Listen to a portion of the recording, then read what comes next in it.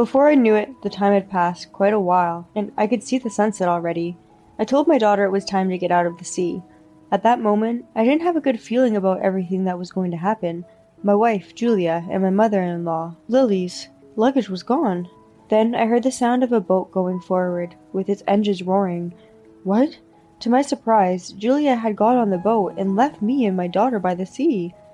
Hey, why are you leaving us? I swam up to the boat in panic, but even though it was a small boat, I couldn't catch up to it, and there was a possibility that I might get hurt if I tried to reach for the boat. It's not like we're related by blood anyways, so this should be fine. When I got close to the boat, I suddenly heard Julia saying that, and I was so stunned. Then Lily looked out from the boat and said, while laughing, "Look at that dumb face."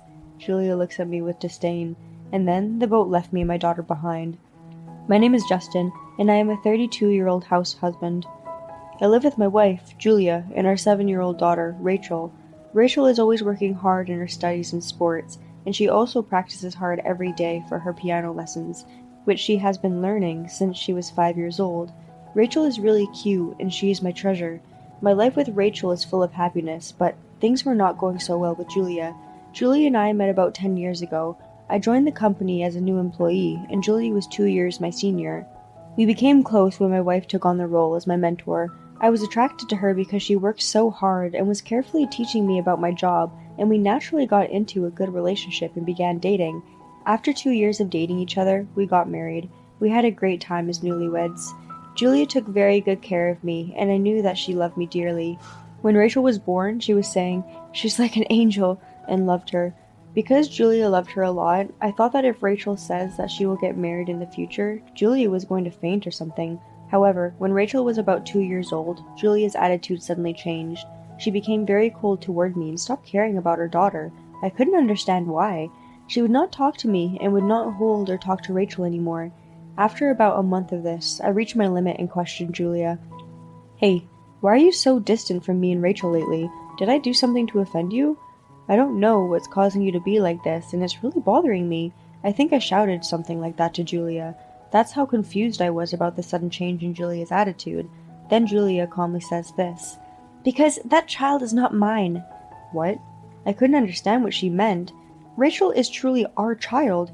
What are you talking about? Rachel is definitely your daughter. I told her that, but she wouldn't listen to me. "Because she doesn't look like you at all, you know." That's not true. She's only 2 years old now, so you can't really tell, but I'm sure that her resemblance to me will become more obvious in the future. "No, you're wrong. I won't be fooled. She has green eyes. Plus, her eyes are pretty big." Huh? "I have blue eyes, so there's no way I could have a beautiful baby with green eyes like this. She must have been switched at birth." My wife's shallow reasoning left me in a state of shock. No, look at me. I have green eyes, so that means she has eyes just like mine. When I said this, Julia looked a little convinced, but perhaps her pride wouldn't allow it, and she didn't agree with me. "You're probably trying to deceive me by saying that." "That's not true. You really have to believe me." Eventually, Julia asked for some time to think about it and went back to her parents' house at that time. At that time, I remember that I began to question her thoughts and began to distrust her. I wondered if we could build a proper family together as parents, let alone a marriage. After returning back to her parents, it seemed like Julia had explained the situation only from her point of view. After that, my in-laws and I had a discussion at their house, and we decided to do a DNA test to find out about it once and for all. Julia says, "Even if we don't do that, it's obvious and I know that she's not my child." But when I insist on having the test done, she reluctantly agreed. After the test, it turns out that she was also Julia's child. My wife looked at me unconvinced, saying, "You're kidding." But my father-in-law, Pete, said, "The results came out. Why don't you just admit it and apologize to Justin?" And because Pete shouted at her, Julia finally came to her senses. "Justin, I'm sorry I doubted you. I don't know what's come over me." Julia bowed her head and apologized, so I forgave her for now. I know some people would have gone for a divorce at this point, but I had become a house husband when I got married and was not making enough money, and I felt bad about taking Rachel's own mother away from her, who was only 2 years old at the time. Besides, after all, I had married after having fallen in love properly, and I didn't want to just get a divorce right away. However, I would later regret that I should have divorced Julia at that time. Thus, I continued the married life with Julia, but there was a somewhat awkward atmosphere with her. Still, little by little, we began to talk more and more, and we began to feel like a married couple for the time being. However, Julia didn't seem to be able to open up to Rachel. When I say, "Come on, Julia, play with her," she says, oh yeah, and it becomes somewhat awkward. She would play with Rachel for a little bit, but then she would immediately say, "I think fathers are better for this," and passes her to me. In the end, Julia hardly ever played with Rachel as she grew up. When Rachel was about 5 years old, she was very curious and interested in many things. She read a lot of books and other things, and always asked me questions when she didn't understand something. One day she asked me about history, and I thought Julia, who is very good at world history, would be the better person to ask, so I told her that she should ask her because she knew more about it than I did. Then, Rachel ran to Julia and asked her the question. I went out of my way to help improve the relationship between Julia and Rachel, but she turned her away by saying, "You get a better answer if you ask your father." Rachel got confused and asks, "Well, who should I ask?" I went over to Julia and said, "Hey, Rachel is asking you, so you should pay more attention to her." To this, Julia says, "You're here for this kind of thing, so if you're here, then there's no need for me." I was indeed appalled to hear her say that. I wondered why she was so reluctant to spend time with Rachel. Rachel also seemed a little lonely because she was not cared for by her mother. I tried to find a way to make our family closer, but Julie would not make time for the family. Rachel is working hard at piano and studying, partly because she is a hard worker, but also because she wants her mother to pay attention to her. My frustration towards Julia grew, and one night, I took out my frustration on her. "That's enough! Why are you trying to avoid Rachel? She's trying so hard to get along with her mother. You haven't even come to her piano recital, not once." Even when I get angry with Julia, it's as if I'm trying to get her to do something she doesn't want to do. Then, Julia just says, "I'm letting her do whatever she wants, so I'm fulfilling my role as a mother." "You're too cold for your own daughter." When I told her that, she said, "I do wonder if she really is my child." Huh? What the hell are you talking about? We had a DNA test. Even though I said that, Julia still looked unconvinced and just went back to her room. How on earth could I get Julia to change her mind? While I was worrying over this thought, Julia suddenly says, "Let's go on a trip to Hawaii with the whole family." She suggested that the 5 of us, including my in-laws and us, would go on the trip together. I was happy when I heard this. Julia was finally making time for her daughter and me. Rachel would now be able to make happy memories with her own mother. When we arrived there, Julia told me that she had booked a boat and took me and my daughter to the port. It was a small but magnificent boat, and I couldn't help but look forward to the day ahead. As we pushed the boat forward into the sea, my daughter also looked at the boat with a bright smile. Julia also has a boat driving license, so we decided to take the boat out to a nearby deserted island today. My father-in-law, Pete, wanted to buy something and to visit his friend who was living in Hawaii, so he didn't join this time. Thus, Rachel, Julia, Lily, and I decided to go to the deserted island. When we arrived to the deserted island, it was very beautiful. Rachel was very impressed. Julia had also prepared snorkeling equipment, and at first, she was happily diving into the water by herself. Then, after a little while, she invited Rachel and I to dive in with her, so I put on my gear and dove into the water, as I had done a few times before. It was Rachel's first time, so Julia was carefully teaching her. Seeing her like that made me very happy, and Julia was finally becoming more like a mother. Rachel also seemed happy to have her own mother teach her, and soon enough, she was getting the hang of it.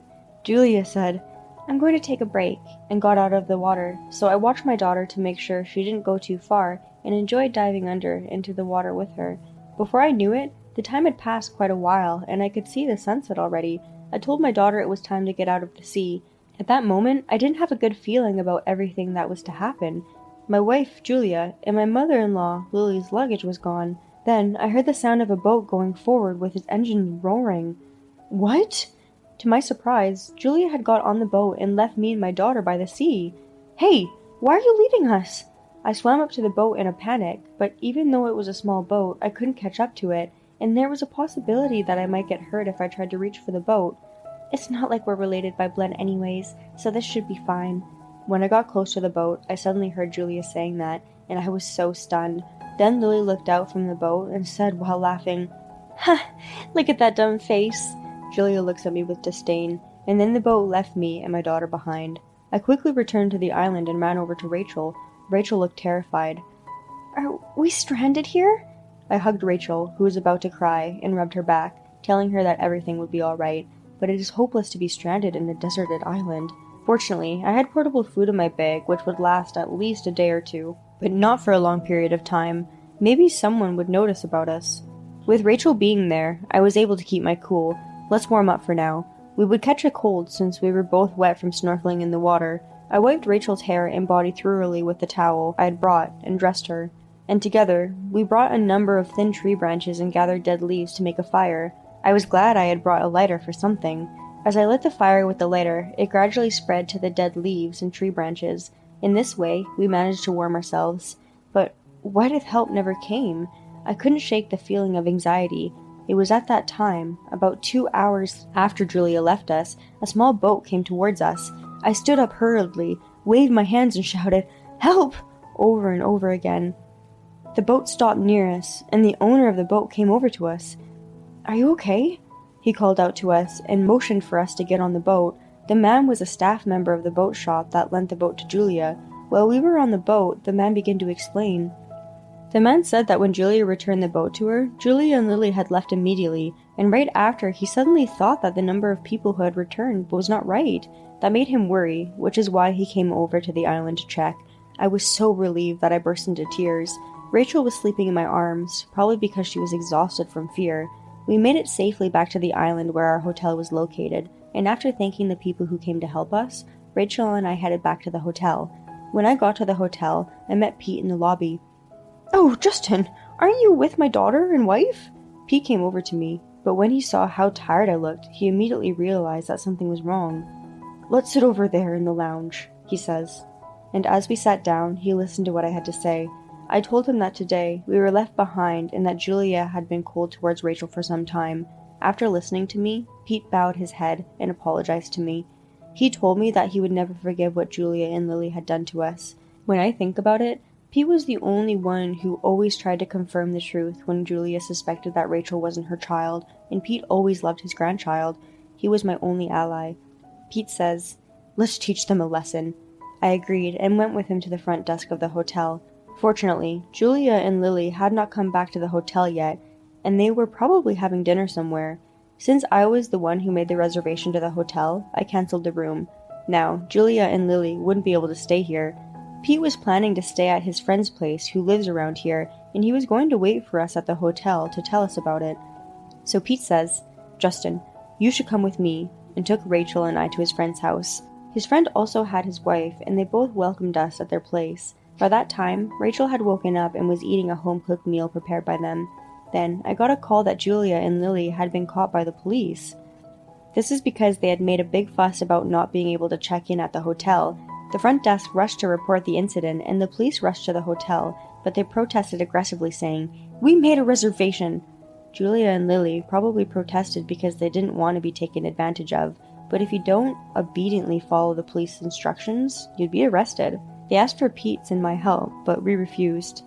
I told the police that the two had left Rachel and I on a deserted island. The police also took a statement from the staff who lent the boat as evidence. As a result, Julia and Lily were both charged with a crime and were in quite a difficult situation. My wife panicked and managed to get a lawyer, but she had to pay a large bail amount and lost thousands of dollars overnight.